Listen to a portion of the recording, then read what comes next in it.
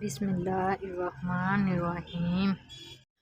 رسول اللہ صلی اللہ علیہ وسلم نے فرمایا، تم میں سے کسی کے پاس شیطان آتا ہے اور تمہارے دل میں پہلے تو یہ سوال پیدا کرتا ہے کہ فلاں چیز کس نے پیدا کی، فلاں چیز کس نے پیدا کی، اور آخر میں بات یہاں تک پہنچاتا ہے کہ خود تمہارے رب کو کس نے پیدا کیا۔ جب کسی شخص کو ایسا وسوسہ ڈالے تو اللہ سے مانگنی چاہیے، شیطانی خیال کو چھوڑ دے۔ ایک شخص نے نبی کریم صلی اللہ علیہ وسلم سے پوچھا کہ میری ماں کا اچانک انتقال ہو گیا ہے اور میرا خیال ہے کہ اگر انہیں بات کرنے کا موقع ملتا تو وہ کچھ نہ کچھ خیرات کرتی،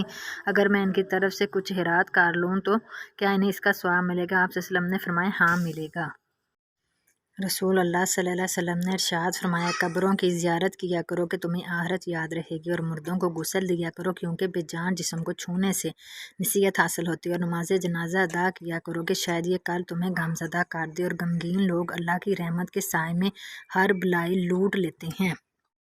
رسول اللہ صلی اللہ علیہ وسلم نے ارشاد فرمایا، اے علی، اگر کوئی بندہ نوح کی عمر برابر خدا کی عبادت کرے اور احد پہاڑ کے برابر سونا اللہ کی راہ میں خرچ کرے اور پیدل سفر کرے، صفا مروہ کے درمیان مظلومیت کے عالم میں مر جائے، مگر اے علی، اگر تیری محبت اس کے دل میں نہیں تو وہ جنت تو کیا جنت کی خوشبو بھی نہیں سونگھ پائے گا۔ رسول اللہ صلی اللہ علیہ وسلم نے ارشاد فرمایا، وہ جھوٹ جو مجھ پر لگایا جائے اس طرح کا نہیں ہے جو کسی کے اوپر لگایا جائے۔ مجھ پر جو شخص جھوٹ لگائے یا میری طرف کوئی جھوٹی بات منسوب کرے تو وہ اپنا ٹھکانہ جہنم میں بنا لے۔ حضرت ابو سعید رضی اللہ تعالیٰ عنہ کہتے ہیں کہ رسول کریم صلی اللہ علیہ وسلم سے پوچھا گیا کہ کون سا بندہ بہتر ہے اور کون قیامت کے دن اللہ تعالیٰ کے نزدیک بلند تر درجے کا مالک ہے؟ آپ صلی اللہ علیہ وسلم نے فرمایا، اللہ کو بہت زیادہ یاد کرنے والے مرد اور عورتیں۔